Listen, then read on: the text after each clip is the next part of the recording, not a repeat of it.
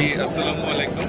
আমি Abdullah Mamun, CEO applied automation. যে আমাদের অ্যাপ্লাইড অটোমেশন 2016 সালে এস্টাবলিশ হয়েছে। আমরা basically industrial automation solution provider হিসেবে কাজ করি। আমরা আমাদেরকে পরিচয় দিই হচ্ছে সিস্টেম ইন্টিগ্রেটর হিসাবে, যে সিস্টেমের যখন কোনো প্রবলেমগুলো হচ্ছে এটা সলিউশন প্রোভাইডার হিসেবে আমরা কাজ করি।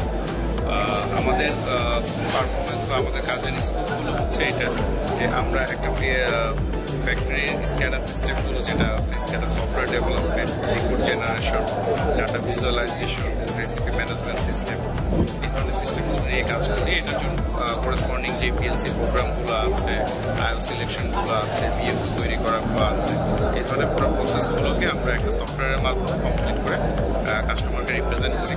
যখন একটা কাস্টমার যখন এটা কাজ করছে তখন সেটি হচ্ছে প্রোডাকশনের কোয়ালিটি বেটার করতে পারছে, ম্যান পাওয়ার কস্টিং কমে যাচ্ছে, তার প্রোডাকশন সিস্টেমের যে ট্রাবল শুটিংগুলো আছে এই ট্রাবল শুটিংগুলো ভালোভাবে মেনটেন করতে পারছে, বা আদার্স যে অপশনগুলো আছে সেই ইউটিলিটি ম্যানেজমেন্ট থেকে শুরু করে সমস্ত কিছুই করতে পারে, এবং তার কস্টিংও সেভ হচ্ছে, তার প্রোডাক্টিভিটি ভালো হচ্ছে, তার পারফরমেন্স ভালো হচ্ছে। এই সিস্টেমগুলো সুবিধাগুলো তারা পাচ্ছে। দেখেন, আমাদের ওয়ার্কিং এরিয়াটা হচ্ছে বেসিক্যালি আমরা প্রসেস ইন্ডাস্ট্রিগুলোতে বেশি ফোকাস করছি।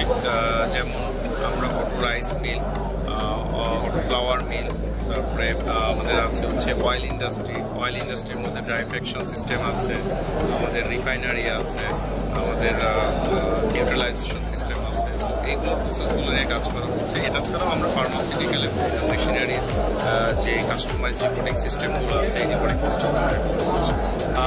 আমরা এই মেলাতে আছি, আমাদের টিম আছে, আমাদের এখানে অনেকগুলো প্রজেক্টের ডেমনস্ট্রেশন দেখানো হয়েছে। আপনারা এখানে আসলে আপনারা বুঝতে পারবেন যে আপনার ইন্ডাস্ট্রিতে যে প্রসেসগুলো হচ্ছে বা যেসব জায়গায় প্রবলেমগুলো ফেস করছেন, আসেন আমাদের সাথে ডিসকাস করেন। ইনশাল্লাহ আমরা একটা ভালো সলিউশনের দিকে যাব। দেখেন, আমাদের এই সেক্টরে আমরা যেটা কাজ করছি, আমাদের অভিজ্ঞতা হচ্ছে কি যে সারা ওয়ার্ল্ডে যে টেকনোলজিগুলো ডেভেলপ হচ্ছে, ফ্র্যাঙ্কলি সত্যি কথা বলতে কি যে আমাদের দেশটা অনেকখানি পিছিয়ে আছে। তো একটা দেশে যদি আমাদের বাইরের দেশে যদি 10 বছর আগে যে টেকনোলজিটা ছিল ওই টেকনোলজিটা হচ্ছে বাংলাদেশে এখন আসতেছে। সেই ক্ষেত্রে বলতে পারেন যে আমরা প্রায় 10 বছর পিছিয়ে আছি। বাট ডে বাই ডে এই জিনিসটাকে এখন আমরা অনেকটা ইমপ্রুভমেন্ট করছি, অনেকটা ইমপ্রুভমেন্ট করছি।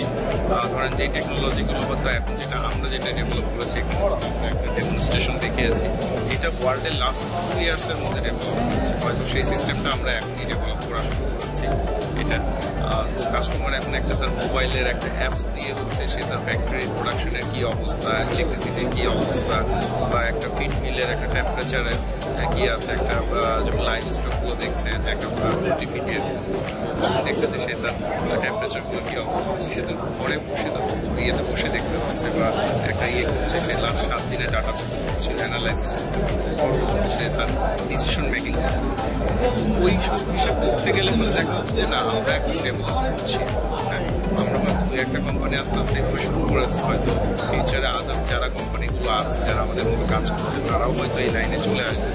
তখন আস্তে আস্তে আমরা কাস্টমারের একটা বেটার সার্ভিস দিতে পারবো, কাস্টমারের একটা বেটার সার্ভিস পাবো। যেটা আগে ফরেনার থেকে আসতো, যে ফরেনার ইঞ্জিনিয়াররা আসতো, কবে আসবে তার জন্য ফ্যাক্টরি বন্ধ থাকতো। এখন কিন্তু বাংলাদেশে এই সেক্টরটা কমে গেছে। তো এখন যদি কোনো ফ্যাক্টরি বন্ধ হয়ে যায়, কিছুক্ষণ আগে আমার কাছে একটা কাস্টমার আসছিলেন, উনি বলতেছিলেন যে ফ্যাক্টরি বন্ধ হয়ে গেছে, ফরেনাররা আসতেছিল না, লোকাল একটা সাপোর্ট দিয়ে আমি কোনো ফ্যাক্টরিটা চালাই নিয়েছি। এখন সে যাচ্ছে যে এটা হচ্ছে তার একটু বেটার সার্ভিস। তো আমরা ওই জায়গাটাতে এখন লেগে হয়ে আছে। আমরা হয়তো এটাকে চালু করে দিতে পারছি, ব্যাকআপ সাপোর্ট দিতে পারছি, বাট এটার কোয়ালিটিটা আরও বেটার করতে পারছি। ওই কোয়ালিটিটা বেটার করার জন্য আমরা চেষ্টা করতেছি।